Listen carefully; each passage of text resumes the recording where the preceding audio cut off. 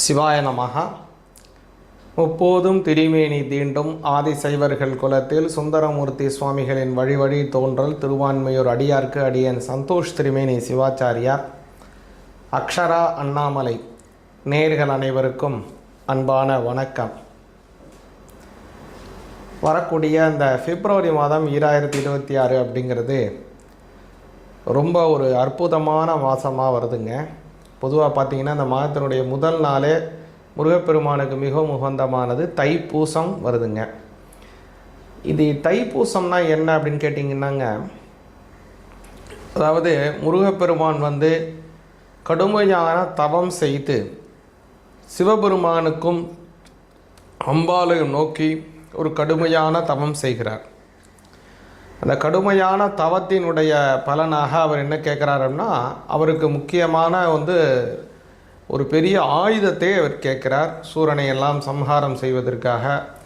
அப்போ தான் பராசக்தி அன்னை அவனுக்கு தனக்கு தன்னுடைய சக்திக்கு நிகரான அந்த சக்தியாயுதம் அப்படின்னு சொல்லக்கூடிய வேல் வழங்குகிறாங்க. அந்த வேல் வழங்கக்கூடிய அந்த அற்புதமான நாள் அப்படிங்கிறது தான் தைப்பூசம் அப்படின்னு சொல்லக்கூடிய ஒரு அற்புதமான நாள். இந்த தைப்பூசத்தில் நிறைய சிறப்புகள் இருக்குது. நம்ம நினைக்கலாம் முருகப்பெருமானினுடைய அப்பா அம்மா தானே அவங்க கேட்டால் கொடுக்க போகிறாங்க, இதுக்கே ஒரு கடுமையாக தவம் பண்ணுறாரு அப்படின்னா நம்ம நினைக்கலாம். ஒரு குழந்தை அப்பா கிட்ட போய் எனக்கு இன்றைக்கி உடனே ஒரு வீடியோ கேம் வேணும் அப்படின்னு கேட்குது அப்படின்னு வச்சுப்போம். இல்லை எனக்கு உடனே ஒரு ஐபேட் வேணும், இன்றைக்கி எனக்கு உடனே ஒரு ப்ளே ஸ்டேஷன் வேணும் அப்படின்னு கேட்டது அப்படின்னா உடனே அந்த தாய் தந்தையர் உடனே வாங்கி கொடுக்க மாட்டாங்க. அது குறிப்பிட்ட நாள் ஆகட்டும், இன்னும் கொஞ்சம் நாள் போகட்டும், நான் வாங்கி தரேன் அப்படின்னு சொல்லி இதுதான் இயற்கையாக நடக்கக்கூடியது, எல்லா இடத்துலையும் நடக்கக்கூடிய ஒரு விஷயம். ஆனால் ஒரு குறிப்பிட்ட சமயத்தில் அந்த குழந்தை அதை மறந்துடும் அப்படின்னு நினைப்பாங்க. அது மறக்காமல் மறுபடியும் அந்த குழந்தை அதையே கேட்கும் பட்சத்தில் தான் தாய் தந்தையர் என்ன பண்ணுவாங்க, அந்த குழந்தை கேட்கக்கூடியதை நம்ம வாங்கி கொடுப்போம் அப்படின்னு செய்வாங்க. இது இயற்கை, எல்லா இடத்துலையும் உள்ளது. அது குழந்தை பெரியவங்கன்னு மட்டும் இல்லை. இன்றைய தினமும் நம்ம பார்க்கலாம், ஒரு அரசாங்கத்தில் ஏதாவது நமக்கு சரியானபடி அரசாங்கத்தில் நடக்கலை அப்படின்னா எல்லோரும் போராடுறாங்க. 2 வருடம் பல வருடங்களாக போராடி அதுக்கு அவங்களுக்கு தேவையான விஷயங்களை அரசாங்கத்திலேருந்து பெற்றுக்கொள்கிறாங்க இல்லைங்களா, அவங்களுக்கு தேவையானபடியான ஒரு ஆர்டரை. அதே மாதிரி தான் அந்த முருகப்பெருமான் நினச்சிருந்தார்னா உடனே சுவாமி பராசக்தி அன்னை உடனே கொடுத்துருப்பாங்க. இருந்தாலும் அதனுடைய தவத்தினுடைய பலனாக அது பெற வேண்டும் அப்படிங்கிறதுக்காக கடுமையான தவம் செய்து முருகப்பெருமான் பரமேஸ்வரர்கிட்டையும் பராசக்தி அன்னைகிட்டையும் அவர்களுடைய சொரூபமாக இருக்கக்கூடிய அந்த ஆயுதத்தை பெற்ற நாள் அப்படிங்கிறது தான் அந்த தைப்பூசம் அப்படின்னு சொல்லக்கூடிய ஒரு அற்புதமான நாள். அன்றைய தினம் வரக்கூடியது இந்த பிப்ரவரி மாதம் வருதுங்க. பிப்ரவரி மாதத்தினுடைய முதல் நாள் இந்த தைப்பூசம் வருது. அதனால் அன்றைய தினம் முருகப்பெருமானை நாம் பரிபூர்ணமாக வழிபாடு செய்வோம். அதே மாதிரி இந்த பிப்ரவரி மாதம் 2026 பார்த்திங்க அப்படின்னா அநேகமான சுப முகூர்த்த தினங்கள். பிப்ரவரி 6ஆம் தேதி, பிப்ரவரி 8ஆம் தேதி, பிப்ரவரி 13, 15, 16, 20 ஆகிய எல்லா தினங்களுமே பார்த்திங்க அப்படின்னா சுப முகூர்த்த தினங்களாக வருகிறது. அதே மாதிரி பிரதோஷ தினம் பார்த்திங்கன்னா பிப்ரவரி மாதம் 14ஆம் தேதி ஒரு பிரதோஷ தினம் வருகிறது. சிவபெருமானுக்கு உகந்தமான அற்புதமான நாள். ஏகாதசி பார்த்திங்கன்னா பிப்ரவரி 13, பிப்ரவரி 27 இரு தினங்கள் ஏகாதசி வருதுங்க. பெருமாளுக்கு மிகவும் உகந்தமானது திருவோணம் நட்சத்திரம். அந்த திருவோண நட்சத்திரம் பிப்ரவரி மாதம் 16ஆம் தேதி வருகிறது. முன்னோர்களுக்கு தர்ப்பணம் செய்வதற்கு உகந்தமானதான அமாவாசை பார்த்திங்கன்னா பிப்ரவரி 17 வருது. இது மாதிரி பல எண்ணற்ற நன்மைகள் கொண்டதாக இந்த பிப்ரவரி மாதம் வருது. உங்களுடைய ராசிக்கு இந்த பிப்ரவரி மாதம் எப்படி இருக்குங்கிறத கொஞ்சம் தெளிவாக பார்ப்போங்க. சிவாய நமஹ. மீன ராசிக்கு இந்த மாதம் எப்படியான பலன்கிறத, இந்த பிப்ரவரி மாதம் 2026 எப்படி இருக்குங்கிறத தெளிவாக பார்ப்போங்க. மீன ராசிக்கு இந்த மாதம் பார்த்தீங்க அப்படின்னா ஒரு ராஜயோகம் இருக்குது. என்னங்க ராஜயோகம்னு சொல்கிறீங்க அப்படின்னா, கெட்டவன் கெட்டிடில் கிட்டிடும் ராஜயோகம் அப்படிம்பாங்க.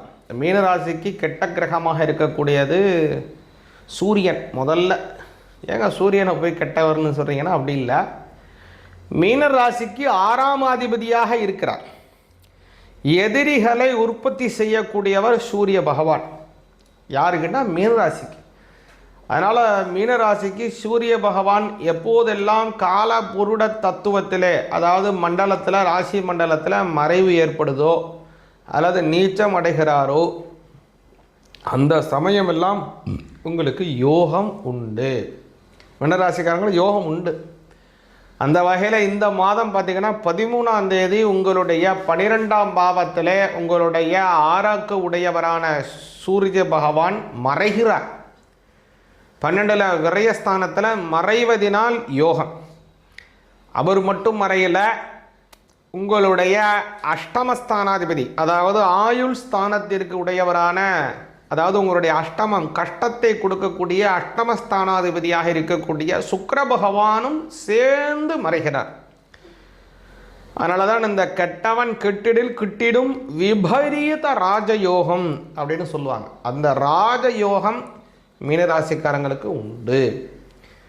அடுத்ததாக கல்யாணம் சார்ந்த விஷயத்திலே பெரிய நன்மைகள் ஏற்பட போகுது. 7ஆம் அதிபதியாக இருக்கக்கூடிய புத பகவான் குரு பகவானினுடைய பார்வை கிடைக்க 12லே இருக்கார். இந்த 12ஆம் இடத்துல ஏகப்பட்ட கிரகங்கள் மறையுது.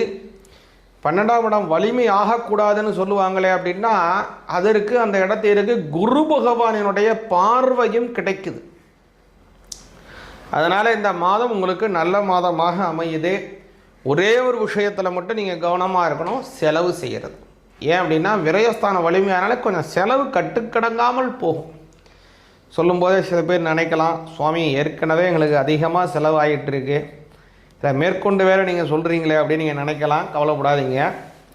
ஒரு செலவுங்கிறது மிக மிக முக்கியமானது. அந்த செலவில் நமக்கு அவசியமான செலவா, அனாவசியமான செலவா, ஆடம்பரமானதா அப்படின்னு நிறையா வகைகள் இருக்குது. அந்த செலவில் அவசியமான செலவுன்னா உடனே செய்ய வேண்டிய செலவுகளாக இருக்கும். வாடகை கொடுக்குறதா இருக்கலாம், அல்லது வேறு ஏதோ விஷயங்களுக்கு நமக்கு சாப்பாடுக்காக செய்யக்கூடிய வாங்கக்கூடிய பதார்த்தங்களாக இருக்கலாம், அல்லது தானியங்களாக இருக்கலாம். இதுமாதிரி நிறைய விஷயங்கள், ஆபரணம், இந்த மாதிரி வஸ்திரம், இந்த மாதிரியாக நாம் செய்யக்கூடிய இந்த விஷயங்கள்லாம் ஒரு அவசிய செலவு அப்படின்னு வச்சுங்க. அதே இப்போ கொஞ்சம் ஆடம்பர செலவுன்னா கொஞ்சம் ஆபரணங்கள் வாங்கிறது, விலை உயர்ந்த ஆடைகள் வாங்கிறது அப்படின்னு நிறையா இருக்குது இல்லையா. அனாவசியமான செலவுகள் அப்படிங்கிறது நிறையா இருக்குது. இப்போது இதில் எதுக்கு இவ்வளோ தூரம் நான் சொல்கிறேன் அப்படின்னா, இன்றைக்கே செய்தாக வேண்டிய ஒரு செலவாக இருக்கும் பட்சத்தில் அதை முடிந்த அளவுக்கு நீங்கள் தள்ளி தள்ளி போட முடியும் அப்படின்னா அது அனாவசிய செலவு. அதான் விஷயம். அதனால் செலவை, இன்று செய்ய வேண்டிய செலவை நாளை செய்வோம் அப்படின்னு தள்ளி போடுங்க. இந்த அனாவசிய செலவை நாளைக்கு செய்வோம், இந்த அனாவசியம் செய்வோம், இன்னொரு நாள் தள்ளி போடுவோம். அதை தள்ளி போடுவதன் மூலமாகவே தான் அதை நீங்கள் சாதிக்க முடியும். அதுக்குன்னு அத்தியாவசிய செலவை இன்றைக்கி சாப்பிடாமலே இருந்துருவோம், நாளைக்கு சாப்பிடுவோம் தள்ளிலாம் போட முடியாது. சாப்பாடுங்கிறது அவசிய செலவு. இது மாதிரி அவசிய செலவுகளை செய்து அனாவசிய செலவுகளை நீங்கள் நிச்சயமாக குறைக்கணும். அப்போ தான் அந்த 12ஆம் பாவத்தினுடைய அந்த விஷயத்தை நீங்கள் குறைக்க முடியும். இதற்கு கண்டிப்பாக குறைக்க முடியும். அது செலவுன்னு கண்டிப்பாக முடியும். ஏன்னா குருவினுடைய பார்வை 12ஆம் பாவத்துக்கு கிடைக்கின்றபடினால் இது சாத்தியம் உங்களுக்கு உண்டு அப்படிங்கிறத இந்த இடத்துல சொல்லிட்டு, மிக முக்கியமானது இந்த மாதத்தில் நீங்கள் செய்ய வேண்டியது சனி பகவான் வழிபாடு, சிவபெருமான் வழிபாடு. பிரதோஷம், சனி பிரதோஷம் வருது. பிப்ரவரி மாதம் 14ஆம் தேதி சனி பிரதோஷம். அன்றைய தினம் சிவபெருமானுக்கு வில்வத்தினாலே அர்ச்சனை செய்யுங்க. ஒவ்வொரு சனிக்கிழமையும் சனி பகவானுக்கு எள்ளி தீபம் ஏற்றி வாருங்கள், நல்ல பலன் கிடைக்கும். அடுத்து வரக்கூடிய மாதத்தில் உங்களுடைய ஜென்மஸ்தானத்திற்கு சனி பகவான் 7.5 சனி வரப்போகுது, ஜென்ம சனியாக. அதனால் இப்போ இருந்தால் நீங்கள் சனி பகவானை கும்பிட்டு வந்தீங்கன்னா நல்ல பலன் கிடைக்கும். சிவாய நமக. சிவாய நமக. நம்ம பார்க்கக்கூடிய அந்த அக்ஷரா அண்ணாமலை சேனல் அப்படிங்கிறது நம்ம அற்புதமான ஒரு யூடியூப் சேனல். பல ஆன்மீக தகவல்களை உங்களுக்கு தரக்கூடியதான ஒரு சேனல். இந்த சேனலை பின்தொடருங்க. முக்கியமாக இதில் போடக்கூடிய இந்த ஆன்மீக தகவல்கள் உங்களுக்கு உடனே வருவதையும் உங்களால் உறுதி செய்து கொள்ள முடியும். அது மட்டும் இல்லை, ஒவ்வொரு மாதத்தினுடைய பயிற்சி பலன்கள், அதுபோக வரக்கூடியதான இந்த வாக்கிய முறைப்படியான சனி பயிற்சி பலன்கள் எல்லாமே இதில் போட போகிறோங்க. அதனால் இதை நீங்கள் உடனே பார்த்து இறைவனுடைய அனுகிரகத்தை பெற்றுவீங்க. நாம் பார்க்கக்கூடிய அடியன் சொல்லக்கூடியது எல்லாமே வாக்கிய முறைப்படியான கணனம். அதனால் கோவிலில் செய்யக்கூடியது, அதே மாதிரி வந்து நவக்கிரகங்களுக்கு இருக்கக்கூடிய கோயில், திருக்கடையூரில் இருக்கக்கூடிய அந்த சஷ்டிபத்து பூர்த்தியெல்லாம் செய்யக்கூடியதான திருக்கடையூர் கோவில், அது மாதிரி பல தமிழகத்தில் இருக்கக்கூடிய அனைத்து கோவில்களிலும் முக்கால்வாசி பார்த்திங்க அப்படின்னா வாக்கிய முறைப்படி தான் நம்ம வந்து எழுதுகிறாங்க. அவங்களுடைய கோவில் அனுஷ்டானத்தை வாக்கிய முறைப்படி பஞ்சாங்கப்படி தான் கடைபிடிக்கிறாங்க. அதனால் நாமும் வாக்கிய முறைப்படியே முடிஞ்ச அளவுக்கு கடைபிடித்தோம்னா நமக்கும் நன்மைகள் அதிகமாக கிடைக்கும், குடும்பத்தில் நல்ல சுபிக்ஷமம் ஏற்படும். அனைவருக்கும் இந்த பிப்ரவரி மாதம் அவங்களுடைய குலதெய்வம் இஷ்ட தெய்வத்தினுடைய ஆசீர்வாதம் பரிபூர்ணமாக கிடைக்கணும்னு இந்த சமயத்தில் பிரார்த்தனை செய்து கொள்கிறோம். தனம் தானியம் பசும் பகுபுத்திர லாபம் சதசம்பத்சரம் தீர்க்கமாயு. சிவாய நமக.